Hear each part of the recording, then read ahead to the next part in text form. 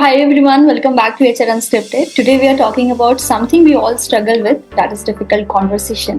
Whether it's giving feedback, clearing a misunderstanding, or setting a boundary, we often know the conversation needs to happen, but we still avoid it.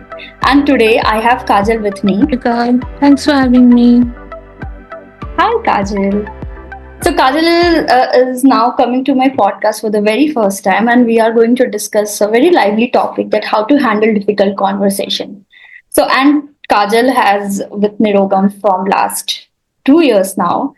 So, someone like Kajal have seen grow through the this exact challenge, maybe. So, Kajal will be hearing from with you a lot of conversation we are going around it, how you have handled any difficult conversation in your career so far. So, let's start at the top. Can you take us back to a time where there was a conversation you were avoiding? Yeah, so there was a time where, I was working with one of my team members and we were lagging behind. We were not meeting our deadlines and we were not making a lot of progress. So Hmm. initially, I was like, being accommodative and trying to be understanding because that team member had a lot on their plate and they were finding it hard to manage.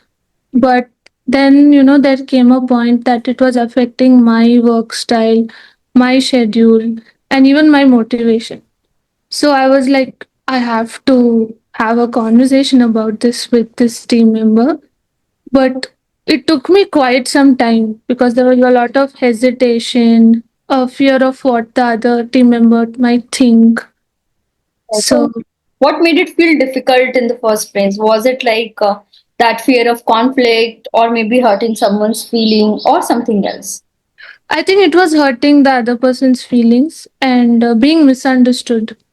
So I'm kind of like an overthinker. So I'll think of all the scenarios, what that person might think, what that person might say. So Mhm. that prevented me from having that conversation with this person. And yeah, so that in turn caused a lot of stress to me. So yeah, Okay. So, did you find yourself overthinking it before deciding to address it, or did you just push it down for a while? no, I overthought a lot for quite some time. And then it reached a point, okay, like I have to address this. If not, it's taking a toll on me. So that is when I realized I have to do this, even though it's uncomfortable for me, I will have to do it. So that is when I decided that I should have this conversation. So, what was going on in your head during that time? That what were you telling yourself to justify the delay? To justify was that it's not only affecting work, but it's also affecting my performance. Hmm. And that maybe if we clear things, then work will happen faster, or there might be some misunderstanding which can be cleared. And justifying for delaying it is that maybe that person has a lot of issues, or they are not able to manage, or they have something going on. So that is why I was like, maybe let's give it some time. Maybe it's just temporary and later it will become fine. So, Hmm. So I think that's difficult conversation doesn't always impact one person, but it also impacts the other two, right? And yes. definitely it's also impact the productivity, right? Because it's really costs so much productivity of an organization when you're working with. So I Correct. think, yeah, handling this difficult conversation becomes more important nowadays because, like, we are shifting our workplace culture from a physical one to the virtual one, and it's really, really very important when you are handling those type of conversation because when we are virtually communicating, there are a lot of miscommunication happens in between. Exactly. See, that is one of the other things. You Hmm. have to be very mindful of how you're putting your message across if it's a remote setting. Definitely. Because what I say will not be understood as what I actually want to say. It can be misunderstood. Hmm. So that is, I think, another thing that holds you back. Like Hmm. that person think, will they misunderstand my message, or will they take it in a nice way or not? Hmm. So that is Definitely. also something. Yeah. Because what were your intention? What was your mood? and all of this go in vain, like definitely when you put across your voice, what if the person that who are taking or reading those messages was not in a good mood and perceive it in a different way, right? Yeah, exactly. Yeah, so there are a lot of thinking. Definitely, you said that you overthink a lot when you were handling those conversations, but that's natural. That happened. But the main point is that how you are overcoming it, right? How you are dealing the situations at that time, and how you are carefully giving and telling that person that this is what I think, and this is what you can do, and like that. Yeah. So having a open conversation also helps sometimes, and an honest conversation also help in handling all of those difficult conversations. Yeah.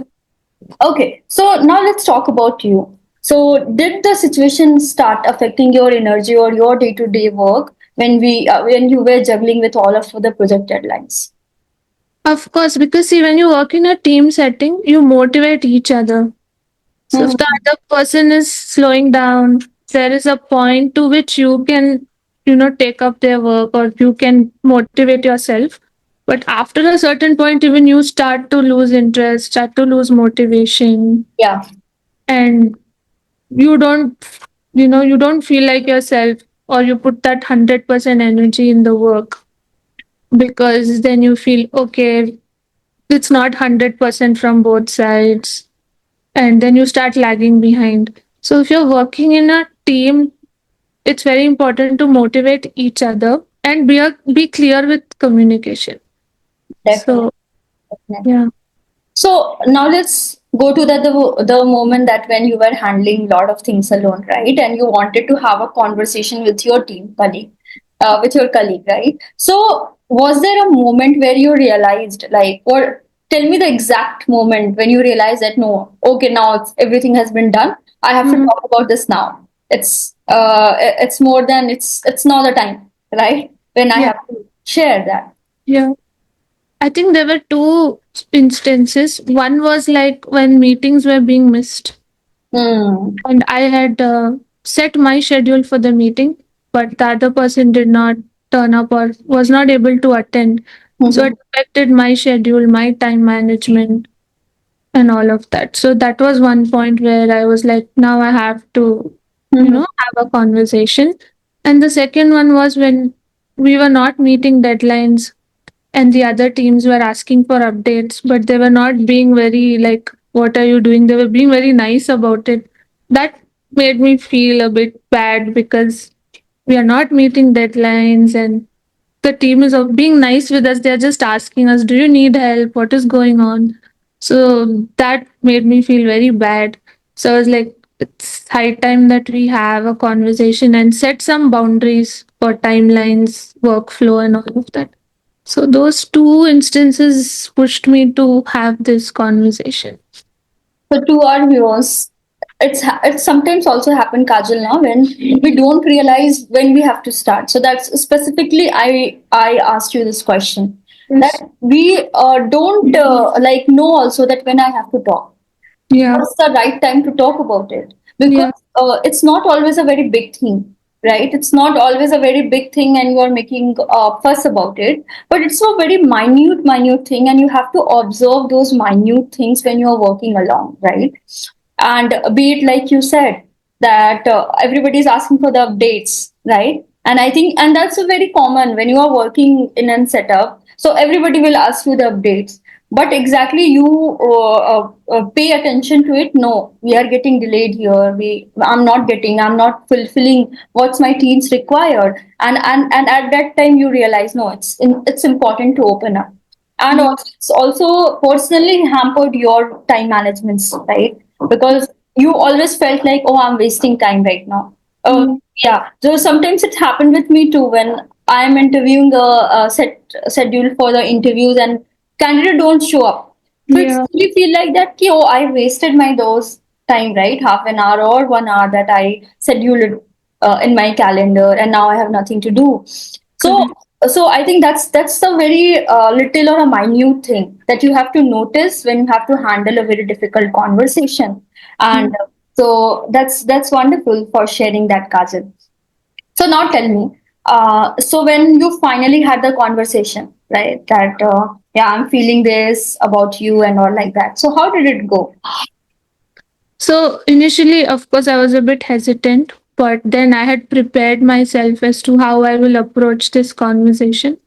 And I told that person that I understand that you have commitments and it's a bit difficult for you, but my schedule is, you know, being hampered, and I'm taking out time to have a meeting with you, and we have deadlines.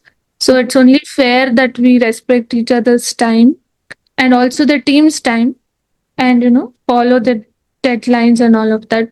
But that person was very nice, receptive about it. They apologized, and they did not give too much of an excuse, which is nice, because usually what you expect is only excuses and no apologies.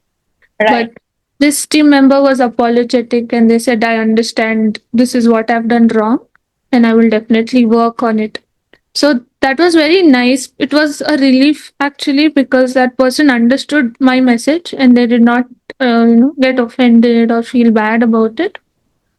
And then later I felt I should have done this way long back, and I should not have waited for so long. So, Yeah, yeah. so I think so. It's also now depends on the team member, right? Also Yes. depends on then whom you are sharing. So I think you need because when you are juggling with lot of conversation, okay, I have to talk to the person, I have to talk to.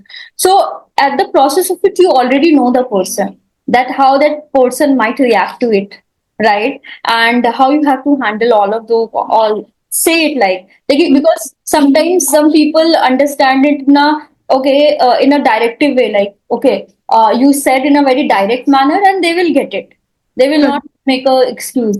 But Mm. sometimes you have to be very nice, very polite in a lot of scenarios, right? Let's say that always people assume that HR always say a directory or write in a message in a very rude way. They are not like perceive, people perceive HR like that, right? But you know what, so that's the way that people expect HR to behave, right? But when you are talking about the team colleagues, you have a different bonding with your colleagues, right? Or maybe with the cross-functional department. So you need to prepare yourself that how you're going to even tell them that this is where you are getting it wrong or like that.